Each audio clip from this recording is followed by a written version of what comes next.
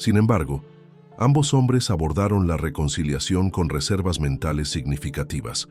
Enrique esperaba que el exilio hubiera quebrantado la resistencia de Becket, mientras el arzobispo regresaba decidido a restablecer su autoridad eclesiástica, sin ceder en los principios por los que había sufrido tanto. El encuentro de reconciliación, celebrado en territorio francés, fue una escenificación cuidadosamente orquestada que solo engañó a los observadores superficiales. El regreso de Becket a Inglaterra en diciembre de 1170 fue un acontecimiento cargado de simbolismo y tensión. Tras 6 años de exilio, el arzobispo pisó de nuevo suelo inglés como un hombre profundamente transformado, su cuerpo marcado por el sufrimiento, pero su determinación fortalecida por la prueba. La multitud que se reunió para recibirlo en 1905, Dover estaba compuesta principalmente por campesinos y clérigos menores, ya que los grandes varones y obispos se mantuvieron deliberadamente ausentes, temerosos de ofender al rey. El olor salado del mar se mezclaba con el aroma de incienso que parecía emanar naturalmente de la presencia de Becket, creando una atmósfera casi mística que impresionó profundamente a los testigos presentes. El viaje de Dover a Canterbury fue un triunfo procesional que alarmó a los agentes reales que seguían en secreto el cortejo. Los aldeanos emergían de sus humildes viviendas para tocar las vestiduras del arzobispo, creyendo que su presencia traía bendiciones especiales tras años de ausencia episcopal. Becket, montado en una simple mula que contrastaba con los magníficos caballos de guerra de antaño, irradiaba una dignidad que trascendía su apariencia física deteriorada. Sus ojos, hundidos por los ayunos, brillaban con una luz interior que hacía susurrar a los presentes sobre santidad y milagros. Incluso frente a todo, su fe no vaciló, manifestándose ahora como una presencia casi tangible que acompañaba cada uno de sus movimientos. La llegada a Canterbury fue un momento de intensa emoción para el arzobispo que había pasado tantos años soñando con ese retorno. La catedral, aunque físicamente intacta, guardaba cicatrices invisibles de años de administración laica, sus piedras pareciendo llorar por la ausencia de liderazgo espiritual genuino. Becket se arrodilló ante el altar mayor, sus lágrimas cayendo silenciosas sobre las piedras que pronto serían testigo de su tragedia final. El eco de sus oraciones resonó por las naves vacías como un lamento profético, mientras pocos monjes valientes emergían de las sombras para unirse a su arzobispo tan largamente ausente. Sin embargo, la reconciliación superficial se desmoronó rápidamente ante las realidades políticas. Becket, lejos de regresar como un hombre quebrantado por el exilio, reasumió inmediatamente sus antiguas funciones con una determinación que sorprendió y alarmó a la corte real. Una de sus primeras acciones fue excomulgar a los obispos que habían participado en la coronación del hijo de Enrique II durante su ausencia, un acto que consideró una violación flagrante de los derechos de Canterbury. La noticia de esta nueva excomunión llegó al rey, que pasaba la Navidad en Normandía, como una bofetada pública que no podía ser ignorada ni perdonada. Enrique II, al recibir la noticia de las excomuniones, sufrió una de las célebres explosiones de ira vinculadas a su apellido que aterrorizaban a su corte. Su rostro se enrojeció como la sangre, sus manos temblaron de rabia contenida y sus palabras se encadenaron en torrentes de insultos y amenazas que hicieron retroceder a los cortesanos presentes en terror. Fue en ese momento de furia ciega cuando pronunció las palabras fatídicas que sellaron el destino de su antiguo amigo. No habrá paz en mi reino mientras viva ese sacerdote revoltoso. Aquellas palabras, cargadas de una violencia que resonaba por las cámaras reales, fueron escuchadas por 4 caballeros que interpretaron la exclamación real como una orden directa para actuar.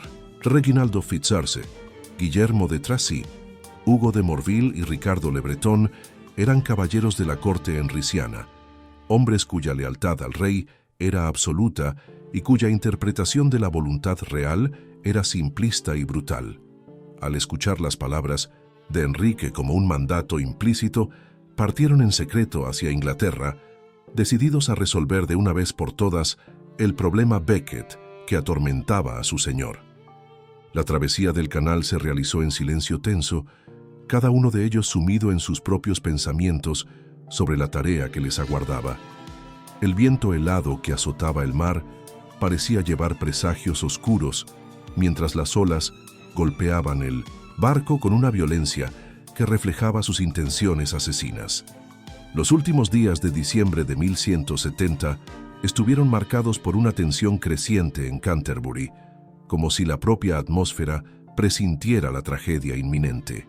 Beckett continuó con sus actividades habituales, celebrando misas, escuchando confesiones y administrando los asuntos de la archidiócesis con una serenidad que contrastaba extrañamente con los sombríos rumores que circulaban por la ciudad. Sus oraciones nocturnas se hicieron más largas e intensas, como si buscara prepararse espiritualmente para una prueba cuyos contornos exactos permanecían oscuros. El aroma del incienso en sus vigilias privadas se percibía más penetrante que nunca, creando una atmósfera casi profética que impresionaba a los monjes a su servicio.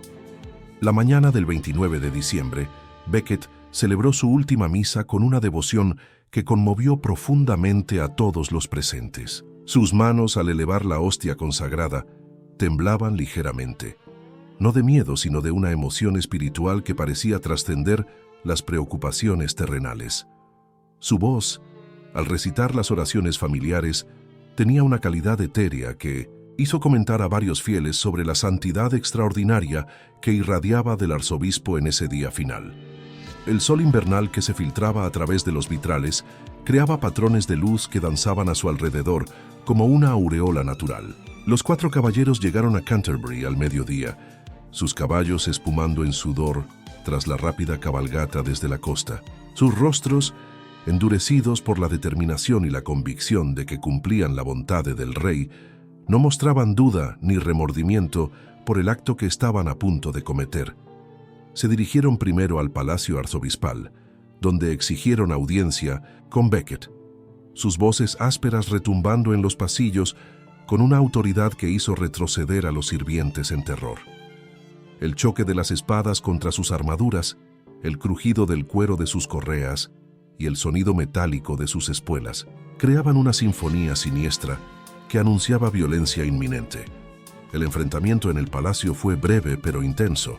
Los caballeros presentaron sus demandas con una brutalidad que no dejaba espacio para la negociación. Beckett debía retirar todas las excomuniones y someterse incondicionalmente a la voluntad real, o enfrentar las consecuencias de su desobediencia. El arzobispo, sentado en su silla episcopal con una dignidad que contrastaba con la amenaza de sus visitantes, escuchó sus palabras con una calma sobrenatural. Su respuesta fue clara y definitiva. Jamás traicionaría su conciencia, ni comprometería la autoridad de la Iglesia por miedo a amenazas terrenales. Las palabras fueron pronunciadas con firmeza, haciendo comprender a los caballeros que no habría rendición. La tensión en el salón se volvió casi insoportable, el aire cargado de una electricidad violenta que hacía sudar nerviosamente a los pocos sirvientes presentes. Los caballeros, frustrados por la intransigencia de Beckett, comenzaron a gesticular con violencia, sus voces subiendo en amenazas cada vez más explícitas. Fitzurse, el líder del grupo, se acercó al arzobispo con una agresividad que obligó a varios monjes a esconderse tras los pilares de piedra. Beckett permaneció inmóvil, sus ojos fijos en un punto más allá de los asesinos, como si contemplara una realidad invisible que le daba fuerza para enfrentar la muerte inminente. Cuando quedó claro que la intimidación no funcionaría, los caballeros abandonaron el palacio para armarse apropiadamente, dejando como última promesa una obscura advertencia de regreso. Beckett, solo con sus monjes aterrados, se levantó lentamente de su silla y se dirigió hacia la catedral, donde planeaba asistir a las vísperas como era su costumbre. Sus pasos resonaban en los pasillos con una solemnidad que parecía marcar cada momento como sagrado, mientras el sonido distante de armaduras al colocarse llegaba hasta él como un tambor fúnebre. El contraste entre su serenidad espiritual y la violencia que se gestaba era tan marcado que varios testigos posteriores describieron la escena como sobrenatural. La catedral estaba sumida en la penumbra del atardecer cuando Becket entró para sus oraciones finales. Las velas tremolaban como almas afligidas, proyectando sombras danzantes en las altas columnas góticas que parecían testigos mudos del drama que se desarrollaba. El aroma del incienso se mezclaba con el ligero olor a humedad de las antiguas piedras, creando una atmósfera que oscilaba entre lo sagrado y lo ominoso. Pocos fieles estaban presentes. La mayoría había huido al escuchar rumores sobre la llegada de los caballeros armados, pero quienes se quedaron notaron una cualidad extraordinaria en las oraciones del arzobispo, como si estuviese despidiéndose no solo del día, sino de la vida misma. Los monjes que servían a Becket intentaron en vano persuadirlo de que buscara refugio, sugiriéndole que se ocultara en la cripta o que huyera por los pasadizos secretos que conectaban la catedral con los edificios adyacentes. Sus voces susurraban con urgencia creciente, mientras sus ojos miraban nerviosos hacia las puertas, esperando en cualquier momento ver las figuras sombrías de los caballeros armados. Para Enrique, estas disposiciones representaban una racionalización necesaria del sistema legal inglés. Para Becket, constituían una invasión intolerable de la autoridad espiritual de la Iglesia. El arzobispo, cuyas manos ya no temblaban, de expectación sino de indignación contenida, se negó rotundamente a aceptar las constituciones, estableciendo así el primer hito en el camino que llevaría a la tragedia final. El conflicto se intensificó rápidamente, alimentado tanto por la terquedad real como por la intransigencia episcopal. Enrique, acostumbrado a la obediencia automática de su antiguo canciller, interpretaba la resistencia de Becket como una traición personal profunda, una ingratitud insoportable de alguien a quien había elevado de las filas medias de la sociedad a las cimas del poder. Becket, por su parte, veía en la presión real un intento de corromper su alma y comprometer su misión divina, una perspectiva que lo llenaba de una determinación férrea que sus adversarios subestimaban peligrosamente. El aroma agrio del Byzantine conflicto flotaba sobre la corte como una neblina tóxica, envenenando relaciones que antes habían sido armoniosas. Las reuniones entre el rey y el arzobispo se convirtieron en tensos enfrentamientos, cargados de dobles sentidos y amenazas veladas. El salón donde antes resonaban conversaciones amables, ahora retumbaba con voces alzadas y acusaciones mutuas. Enrique, con el rostro enrojecido por la ira, gesticulaba con violencia mientras exponía sus demandas, el sonido de sus puños golpeando la mesa resonando como truenos. Becket, pálido pero resuelto, permanecía inmóvil como una estatua de mármol, sus ojos fijos en algún punto más allá del rey, como si contemplara una realidad invisible para los demás presentes. El contraste entre la furia real y la serenidad episcopal creaba una tensión casi palpable que hacía sudar nerviosamente a los cortesanos bajo sus elegantes vestiduras. En octubre de 1164, la situación alcanzó un punto crítico durante el concilio de Northampton. Enrique convocó a Becket para responder a varias acusaciones, incluyendo desacato al tribunal real y mala administración de fondos durante su tiempo como canciller. El arzobispo, al darse cuenta de que se trataba de una trampa política destinada a destruirlo, se presentó en el concilio, llevando personalmente su cruz arzobispal, un gesto simbólico que no pasó desapercibido. El peso de la cruz plateada en sus manos temblorosas servía como un recordatorio físico de su autoridad espiritual, incluso mientras su autoridad temporal era sistemáticamente demolida por los ataques reales. La atmósfera en el gran salón de Northampton era sofocante, cargada de tensiones que parecían chispear como electricidad antes de una tormenta. Los varones y obispos presentes susurraban nerviosos entre sí, sus rostros reflejando la ansiedad que todos sentían ante el enfrentamiento épico que se desarrollaba ante sus ojos. El olor a sudor nervioso se mezclaba con las fragancias de cuero y lana de las vestiduras nobles, creando un aroma rancio que impregnaba el aire. Becket, solo en su dignidad episcopal, enfrentaba a una asamblea hostil con un coraje que impresionaba incluso a sus enemigos, su cuerpo frágil irradiando una fuerza espiritual que parecía emanar de una fuente sobrenatural. Cuando quedó claro que sería condenado independientemente de su defensa, Becket tomó una decisión que sorprendió a todos los presentes. Se levantó de un salto, declaró su negativa a ser juzgado por un tribunal secular y abandonó el concilio, su cruz arzobispal brillando bajo la luz de las antorchas mientras caminaba resuelto hacia la puerta. El sonido de sus pasos resonaba por el salón silencioso como una sentencia de muerte, cada pisada marcando su transición definitiva de cortesano real a mártir potencial. Lo que el mundo intentó borrar se volvió eterno en ese momento de ruptura irreversible.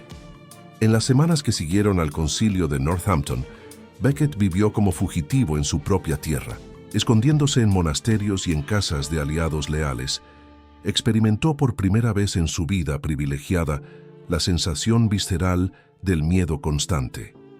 El sonido de caballos galopando a lo lejos hacía latir su corazón con fuerza, mientras cada sombra inesperada podía ocultar a un asesino real. Sus vestiduras, antes inmaculadas, comenzaron a mostrar signos de desgaste, y su rostro, antaño sonrosado por la buena vida, adquirió la palidez cadavérica de quien vive bajo la amenaza continua. El olor al miedo, agrio y metálico, se convirtió en su compañero constante, impregnando sus oraciones nocturnas con una urgencia desesperada. La huida hacia Francia en noviembre de 1164 marcó el inicio del exilio más dramático de la historia medieval inglesa. Al cruzar el Canal de la Mancha en una embarcación precaria, Becket no solo dejó atrás su patria, sino también la última ilusión de que podría reconciliar su lealtad a Dios con su antigua devoción al rey. El viento helado que azotaba su rostro durante la travesía parecía llevar consigo los ecos de una vida anterior que jamás podría recuperar. Las olas golpeando el casco del barco sonaban como lamentos fúnebres, presagiando los años de sufrimiento que le aguardaban en 1900. Tierra extranjera. En Francia, Becket halló refugio en la abadía de Pontigny, un monasterio cisterciense donde la vida austera encajaba perfectamente con su nueva vocación espiritual. Los 6 años de exilio que siguieron fueron un período de profunda transformación interior, durante el cual el antiguo cortesano fue reemplazado gradualmente por un santo en proceso. El frío húmedo de las celdas monásticas penetraba en sus huesos, mientras la dieta espartana de pan, agua y vegetales hacía que su cuerpo se volviera visiblemente más delgado y frágil. Su cuerpo era frágil, pero su alma ya era eterna, fortalecida por los ayunos prolongados y las vigilias nocturnas de oración fervorosa. Durante el exilio, Becket desarrolló una rutina de penitencia que impresionaba incluso a los monjes más rigurosos de Pontigny. Se levantaba antes del alba para orar solo en la fría capilla, sus rodillas desolladas presionadas contra las piedras heladas del suelo, mientras sus oraciones ascendían como incienso al cielo. El cilicio que llevaba siempre bajo sus vestiduras se había convertido en una segunda piel, cuyas cerdas ásperas creaban heridas que jamás cicatrizaban por completo, recordándole constantemente su vocación sacrificial. A medida que los meses se convertían en años, su cuerpo reflejaba cada vez más claramente su lucha espiritual, funcionando como una metáfora viva de su fe inquebrantable. Las noticias que llegaban de Inglaterra eran invariablemente desalentadoras. Enrique II había confiscado todas las propiedades de Canterbury, exiliado a los parientes y aliados de Becket y nombrado administradores laicos para gobernar la archidiócesis. La catedral, que una vez había resonado con las oraciones del arzobispo, ahora retumbaba solo con los pasos de funcionarios reales, mientras el trono episcopal permanecía simbólicamente vacío, un recordatorio constante de la ausencia de su legítimo ocupante. El rey, consumido por una ira que parecía crecer con cada día que pasaba, había convertido la cuestión de Becket en una obsesión personal que dominaba sus pensamientos y envenenaba sus decisiones políticas. Durante los años de exilio, Becket mantuvo una correspondencia extensa con aliados en toda Europa, sus cartas revelando una mente que había encontrado una claridad cristalina en medio del sufrimiento. Sus palabras, escritas con una pluma que temblaba ligeramente debido al frío constante de Pontigny, portaban una autoridad espiritual que contrastaba dramáticamente con la fragilidad física de su autor. El Papa Alejandro III, inicialmente reacio a apoyar completamente al arzobispo rebelde, reconoció gradualmente en Becket a un auténtico campeón de la libertad eclesiástica, confiriéndole poderes especiales para enfrentar la tiranía real. El apoyo papal llenó a Becket de una confianza renovada, aunque también aumentó la presión sobre sus hombros ya encorvados por el peso de la responsabilidad. En 1166, Becket tomó la audaz decisión de excomulgar a los obispos ingleses que habían colaborado con Enrique II en la administración ilegal de la archidiócesis de Canterbury. La noticia de la excomunión llegó a Inglaterra como un rayo en un día claro, provocando pánico entre el clero colaboracionista y una furia incandescente en el mismo rey. Enrique, que había subestimado la determinación de su antiguo amigo, descubrió que el exilio había transformado al flexible cortesano en un adversario implacable, cuya autoridad espiritual trascendía las fronteras políticas. El eco de las excomuniones resonó por toda la cristiandad, consagrando a Becket como una figura de importancia internacional. Los intentos de reconciliación que siguieron fueron numerosos pero infructuosos, saboteados tanto por la intransigencia real como por la creciente radicalización episcopal. Diplomáticos papales recorrían constantemente el camino entre París y Londres, llevando propuestas de paz que eran rechazadas por una u otra parte. Becket, fortalecido por años de penitencia y oración, se había vuelto inflexible en cuestiones que consideraba fundamentales para la libertad de la Iglesia, mientras Enrique, presionado por varones que consideraban cualquier concesión al arzobispo una humillación real inaceptable, mantenía posturas igualmente rígidas. El estancamiento parecía destinado a durar indefinidamente, hasta que eventos externos forzaron una resolución dramática. En 1170, la presión política y diplomática finalmente forzó una reconciliación aparente entre el rey y el arzobispo. El acuerdo, negociado a través de intermediarios franceses, preveía el retorno de Becket a Inglaterra a cambio de una amnistía general y la restitución de las propiedades de Canterbury. La sangre fluía lentamente sobre las frías piedras de la catedral de Canterbury, mezclándose con las lágrimas de los fieles que presenciaban el horror de aquel 29 de diciembre de 1170. El eco de las espadas aún resonaba en los arcos góticos, mientras el cuerpo del arzobispo Thomas Becket yacía postrado ante el altar, sus vestiduras eclesiásticas hechas jirones y manchadas, el cráneo partido por los golpes brutales de los caballeros reales. El incienso que momentos antes perfumaba el aire sagrado, ahora se mezclaba con el olor metálico de la sangre derramada, creando una atmósfera de profanación que hacía temblar hasta a los más valientes. Las velas titilaban como almas afligidas, proyectando sombras danzantes en las columnas de piedra que parecían llorar por la violencia cometida en aquel lugar santo. El silencio que siguió a la masacre era pesado como el plomo, interrumpido solo por los sollozos apagados de los monjes que se escondían en las sombras, aterrados por la audacia de los asesinos que se atrevieron a profanar la casa de Dios con tanta brutalidad. Como un hombre que en otro tiempo había vivido en los palacios reales, disfrutando de las riquezas y privilegios de la corte, llegó a encontrar su fin de forma tan violenta en el propio altar donde oficiaba la misa. ¿Qué fuerzas terribles conspiraron para transformar a un amigo íntimo del rey en su más feroz enemigo, llevándolo a la muerte en circunstancias tan impactantes que sacudieron a toda la cristiandad medieval? Thomas Becket había nacido en 1106, Londres, hacia 1118, hijo de Gilberto Becket, un próspero mercader normando, y de Matilde, una mujer de origen humilde, pero de profunda devoción religiosa. Su infancia transcurrió entre las bulliciosas calles de la capital inglesa, donde el aroma de especias y el bullicio de los mercados llenaban sus días con una sinfonía urbana que moldearía su carácter extrovertido y ambicioso. Sus padres, especialmente su madre, le inculcaron desde temprano una educación refinada, enviándolo a los mejores maestros de Londres y posteriormente a la Universidad de París, donde el joven Tomás absorbió no solo conocimiento académico, sino también una sofisticación intelectual que lo distinguiría entre sus contemporáneos. El roce áspero de los pergaminos entre sus dedos juveniles, el aroma de la tinta fresca en las páginas de los manuscritos y el murmullo de los debates teológicos en las aulas parisinas alimentaban su sed de saber y de poder. Al regresar a Inglaterra, Becket demostró una habilidad extraordinaria para navegar en las complejas aguas de la política eclesiástica y secular. Su inteligencia aguda y su encanto natural pronto llamaron la atención del arzobispo Teobaldo de Canterbury, quien lo tomó bajo su protección y lo elevó rápidamente en la jerarquía clerical.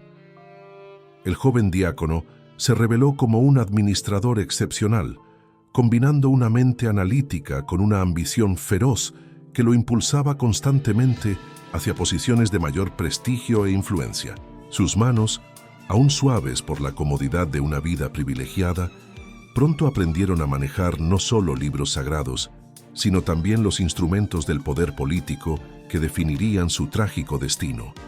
Fue en este período de ascenso meteórico cuando Becket cruzó su camino con Enrique Plantagenet, entonces un joven duque de Normandía con ambiciones al trono inglés. El encuentro entre ambos fue como el choque de dos fuerzas de la naturaleza. Enrique, impulsivo y determinado, vio en Becket no solo un aliado valioso, sino un espíritu afín, alguien cuya inteligencia y ambición reflejaban las suyas propias. Becket, por su parte, reconoció en Enrique la oportunidad de ascender a los niveles más altos del poder, una perspectiva que aceleraba su corazón y hacía temblar sus manos de expectación. La amistad que floreció entre ellos trascendía las convenciones sociales de la época, convirtiéndose en una alianza íntima que los contemporáneos describían casi como fraternal. Cuando Enrique ascendió al trono inglés en 1154, con 22 años, una de sus primeras decisiones fue nombrar a Thomas Becket como su canciller, el cargo más poderoso del reino después de la propia corona. El antiguo diácono de origen burgués se encontró de pronto en el epicentro del poder real, sus antiguas vestiduras clericales reemplazadas por las suntuosas galas de Estado que señalaban su nueva posición. El roce de la fina seda contra su piel, el peso de las cadenas de oro en su cuello y el aroma de los perfumes exóticos que impregnaban la corte real representaban una transformación tan radical que resultaba vertiginosa. Becket abrazó su nueva vida con una pasión que rozaba la obsesión, convirtiéndose no solo en el brazo derecho del rey, sino también en su compañero más cercano en todas las aventuras y decisiones que moldearon los primeros años del reinado de Enrique II. Durante sus 8 años como canciller, Becket demostró una lealtad absoluta a Enrique II, defendiendo los intereses reales con una ferocidad que sorprendía incluso a sus enemigos. Comandó ejércitos en campañas militares, negoció tratados diplomáticos con una astucia equiparable a la de los más experimentados embajadores y administró las finanzas del reino con una eficiencia que trajo prosperidad sin precedentes. Su mesa se doblaba bajo el peso de banquetes opulentos, sus establos albergaban a los mejores caballos de toda Europa y su corte rivalizaba en magnificencia con la del propio monarca. El sonido de su risa resonaba en los salones del palacio, mientras el tintinear de sus espuelas de oro marcaba sus pasos confiados en los pasillos del poder. Aún así, su fe no vaciló, aunque adquirió una forma más política que espiritual durante esos años de gloria mundana. La primera fisura en la amistad entre Enrique y Becket surgió casi imperceptiblemente, como una pequeña grieta en un muro que poco a poco se expandía hasta amenazar toda la estructura. El rey, en su determinación de centralizar el poder real y reducir la influencia de la Iglesia, comenzó a impulsar políticas que chocaban con las tradiciones eclesiásticas establecidas. Becket, aún completamente devoto de su señor, apoyaba esas medidas sin dudar, Pero algunas noches, en sus aposentos privados, sentía una inquietud creciente, un malestar indefinido que lo hacía cuestionar en silencio el rumbo que había tomado, su vida. El aroma de las velas de cera que iluminaban sus estudios nocturnos se mezclaba con una sensación de vacío espiritual que él intentaba desesperadamente ignorar. En 1162, cuando el arzobispo Teobaldo murió, Enrique II vio la oportunidad perfecta para consolidar su control sobre la Iglesia inglesa. Su elección fue obvia: nombrar a su fiel amigo y canciller, Thomas Becket, para la posición más alta de la jerarquía eclesiástica inglesa. La decisión fue recibida con sorpresa e incluso con choque por muchos contemporáneos, que veían en Becket más a un cortesano mundano que a un hombre verdaderamente religioso. El propio Becket vaciló ante la oferta, susurrándole al rey palabras proféticas que resultarían terriblemente acertadas. Si me conviertes en arzobispo, pronto descubrirás que ya no podremos ser amigos como antes. Enrique, confiado en su capacidad para controlar a su protegido, ignoró la advertencia, interpretándola como modestia retórica. La transformación de Becket tras su consagración como arzobispo de Canterbury fue tan radical como repentina, sorprendiendo a todos los que lo conocían. El hombre que durante años había vivido en la opulencia y la ostentación renunció de inmediato a todos los placeres mundanos, adoptando una vida de rigurosa austeridad que contrastaba dramáticamente con su pasado reciente. Sus sedas fueron reemplazadas por el áspero hábito monástico que le rozaba la piel delicada. Sus banquetes suntuosos dieron paso a ayunos prolongados que dejaban su estómago contraído por el hambre, y sus aposentos lujosos fueron despojados de todo adorno innecesario. El olor del incienso y las velas de cera sustituyó a los perfumes sofisticados, mientras el murmullo de las oraciones resonaba donde antes había conversaciones políticas y risas mundanas. El cambio no era solo externo. Algo profundo había despertado en el alma de Becket, una conciencia espiritual que había permanecido dormida durante años de ambición secular. Comenzó a llevar un cilicio bajo sus vestiduras, cuyas cerdas ásperas irritaban constantemente su piel como un recordatorio físico de su nueva vocación. Sus rodillas se llenaron de callos por el tiempo que pasaba en oración, y sus ojos, antes brillantes con astucia política, adquirieron una intensidad mística que perturbaba a quienes lo visitaban. El hombre que antes cazaba con halcones reales pasó ahora horas en meditación silenciosa, sus dedos deslizando las cuentas de un rosario con una devoción que impresionaba incluso a los monjes más piadosos de Canterbury. Enrique II observaba esta transformación con una mezcla creciente de irritación e incredulidad. El amigo íntimo a quien había elevado al arzobispado esperando una lealtad inquebrantable se había convertido en un extraño, un hombre cuya primera fidelidad ya no era al rey sino a Dios. Las tensiones comenzaron a surgir casi de inmediato, a medida que Becket adoptaba posturas cada vez más inflexibles en defensa de los derechos y privilegios eclesiásticos. Donde antes había acuerdo automático, ahora surgía resistencia. Donde florecía la armonía, crecía un conflicto que amenazaba con sacudir los cimientos del reino. El primer enfrentamiento serio ocurrió en 1163, cuando Enrique propuso sus Constituciones de Clarendon, un conjunto de leyes destinadas a subordinar la Iglesia inglesa al poder real. Las medidas incluían transferir los juicios de clérigos de los tribunales eclesiásticos a los seculares, prohibir las apelaciones directas al Papa sin permiso real y exigir que los obispos prestaran juramento de lealtad al rey antes de asumir sus cargos. Becket, sin embargo, rehusó todas las sugerencias de huida con una firmeza que rozaba la obstinación, declarando que un arzobispo no debía escapar de su propia catedral como un criminal común. Su cuerpo era frágil, pero su alma ya era eterna, y esa eternidad parecía manifestarse en su absoluta negativa a mostrar miedo ante la amenaza inminente. El sonido de pasos pesados, resonando por el claustro, anunció el regreso de los caballeros, ahora completamente armados, para lo que consideraban una ejecución justificada.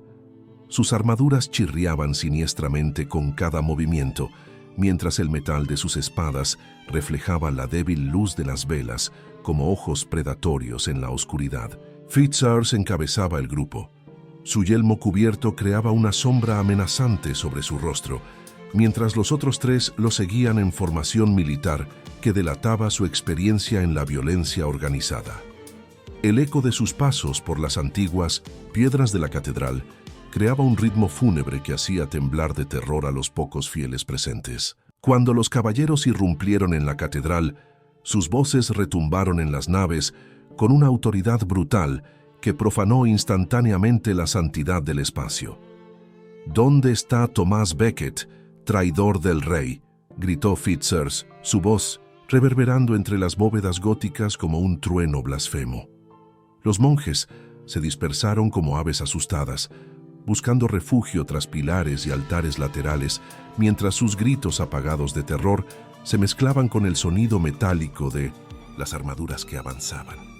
La transformación del espacio sagrado en escenario de violencia inminente fue tan impactante que varios testigos posteriores describieron la sensación como si el propio cielo estuviera siendo profanado.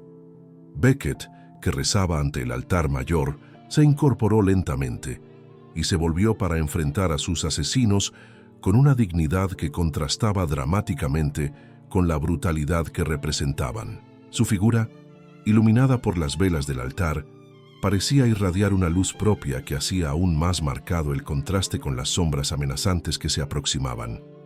«Aquí estoy», declaró con una voz que no temblaba en lo más mínimo, no como traidor, sino como arzobispo de Canterbury y siervo de Dios. Sus palabras resonaron en la catedral con una autoridad espiritual que momentáneamente silenció incluso a los asesinos, como si la santidad del lugar y del hombre creara una barrera invisible contra la violencia que se avecinaba. El diálogo que siguió fue uno de los más dramáticos de la historia medieval, un enfrentamiento final entre el poder temporal y la autoridad espiritual que definiría el significado del martirio cristiano. Los caballeros repitieron sus demandas con una agresividad creciente, exigiendo que Becket se sometiera de inmediato a la voluntad real y retirara todas las censuras eclesiásticas que había impuesto. Su lenguaje era cada vez más amenazante, salpicado de gestos violentos que hacían chirriar sus armaduras siniestramente. Becket respondía a cada amenaza con una serenidad que parecía sobrenatural, sus palabras cargadas de una convicción que trascendía el miedo a la muerte física.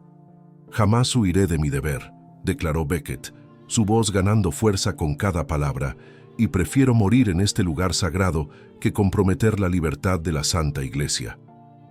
El eco de sus palabras flotó en el aire como una profecía autocumplida, mientras los caballeros comprendían finalmente que no habría sumisión ni escape. Fitzurse desenvainó su espada con un movimiento fluido que hizo cantar al metal una nota siniestra, el sonido reverberando entre las bóvedas como una campana funeraria.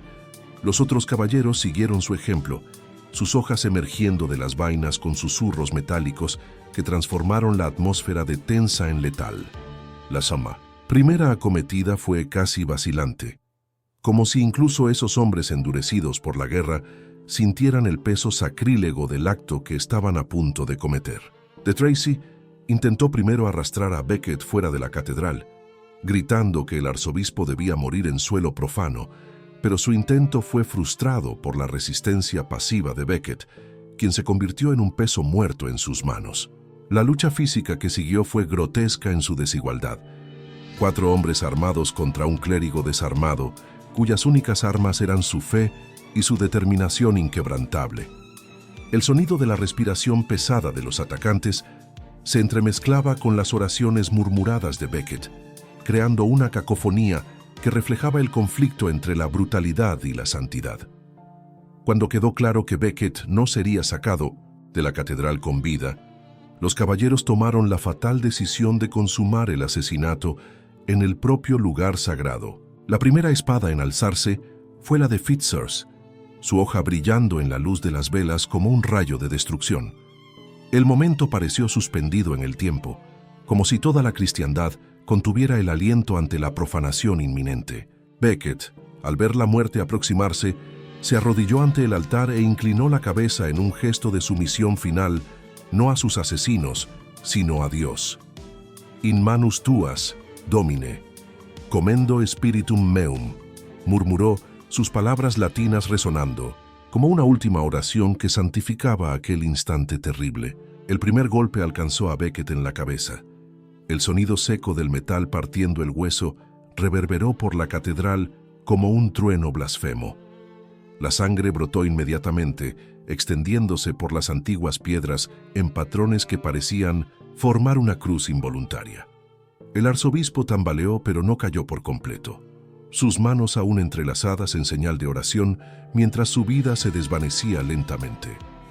El segundo golpe vino de De Tracy, alcanzándolo en el cuello con tal fuerza que el cuerpo sagrado se convulsionó violentamente. El tercer y cuarto golpes fueron propinados casi simultáneamente por Morville y Le Breton, sus impactos creando heridas que transformaron el altar en un escenario de horror indescriptible. Pero fue el golpe final el que más impactó a los testigos supervivientes. Hugo de Morville, no satisfecho con la carnicería ya consumada, pisó la cabeza del arzobispo moribundo y esparció sus sesos por las piedras de la catedral, gritando: «Vámonos, caballeros, este traidor ya no se levantará más».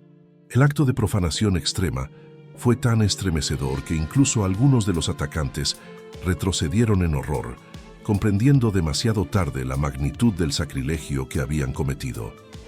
El silencio que siguió fue más atronador que cualquier grito, interrumpido solo por el goteo constante de la sangre que se deslizaba entre las grietas de las antiguas piedras. Los asesinos huyeron de la catedral como fantasmas culpables, sus armaduras chirriando con cada paso apresurado mientras abandonaban el lugar de su crimen. Tras ellos quedó un escenario que conmocionaría a la cristiandad medieval y cambiaría para siempre la percepción sobre los límites del poder real. El cuerpo de Becket yacía postrado ante el altar, sus vestiduras eclesiásticas empapadas de sangre, pero su rostro mostraba una expresión de paz que contrastaba dramáticamente con la violencia de su muerte. Incluso en la muerte, su dignidad episcopal permanecía intacta, como si su alma hubiese trascendido la brutalidad física infligida al cuerpo. Los primeros en acercarse al cadáver fueron los monjes que habían permanecido escondidos durante el ataque, sus rostros pálidos, de horror y veneración a la vez. Con manos temblorosas, comenzaron a limpiar la sangre que manchaba las piedras sagradas, sus movimientos reverentes, convirtiendo la limpieza en un ritual de purificación. El aroma metálico de la sangre derramada se mezclaba con el incienso que seguía ardiendo en los incensarios, creando una fragancia única que muchos testigos posteriores describieron como sobrenatural. A medida que la noticia se difundía por la ciudad, multitudes empezaron a congregarse fuera de la catedral, sus lamentos y oraciones componiendo una sinfonía de duelo que resonaba por las calles de Canterbury. La transformación de Becket de arzobispo controvertido a mártir venerado fue casi instantánea. Incluso antes de que su cuerpo fuera sepultado formalmente, comenzaron a circular relatos de milagros entre los fieles que habían tocado sus vestiduras, ensangrentadas o rezado en su presencia. La sangre que había teñido las piedras de la catedral se convirtió en una reliquia sagrada, con peregrinos raspando pequeñas porciones del coágulo para llevárselas en forma de talismanes. El agua usada para lavar el lugar del martirio adquirió propiedades curativas en la mente popular, siendo distribuida en pequeños frascos que se convirtieron en objetos de veneración por toda Europa. Enrique II, al recibir la noticia del asesinato, fue invadido por una agonía que trascendía el remordimiento político para tocar las profundidades de su alma atormentada. El hombre que había creado las condiciones para el martirio se encontró confrontado no solo con la muerte de su antiguo amigo, sino con la creación involuntaria de un santo cuyo poder espiritual eclipsaría para siempre su autoridad temporal. Sus noches se llenaron de pesadillas en las que veía el rostro ensangrentado de Becket, acusándolo en silencio, mientras sus días eran consumidos por una culpa que ninguna penitencia pública podría borrar por completo. El peso de la responsabilidad por el martirio se convirtió en un fardo que cargaría hasta su propia muerte. La canonización de Thomas Becket por el Papa Alejandro III en 1173, apenas 3 años después de su muerte, fue una de las más rápidas de la historia de la Iglesia medieval.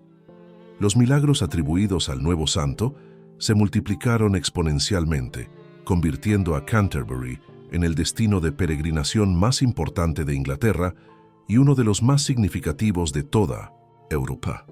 La tumba que albergaba sus restos se transformó en un suntuoso santuario, adornado con oro y piedras preciosas ofrecidas por reyes arrepentidos y fieles devotos. El olor a incienso y a velas votivas impregnaba constantemente el aire alrededor del sepulcro, creando una atmósfera de santidad que impresionaba profundamente a todos los visitantes. Los 4 caballeros asesinos descubrieron que su lealtad al rey se había convertido en una maldición que los perseguiría durante el resto de sus vidas. Excomulgados por la Iglesia y rechazados por la sociedad, se convirtieron en parias cuya única posible redención era una peregrinación penitencial a Tierra Santa. Fitzurse murió durante el viaje, consumido por una fiebre que muchos interpretaron como justicia divina, mientras los otros 3 pasaron años viviendo como mendigos penitentes antes de morir en el anonimato lejos de su tierra natal.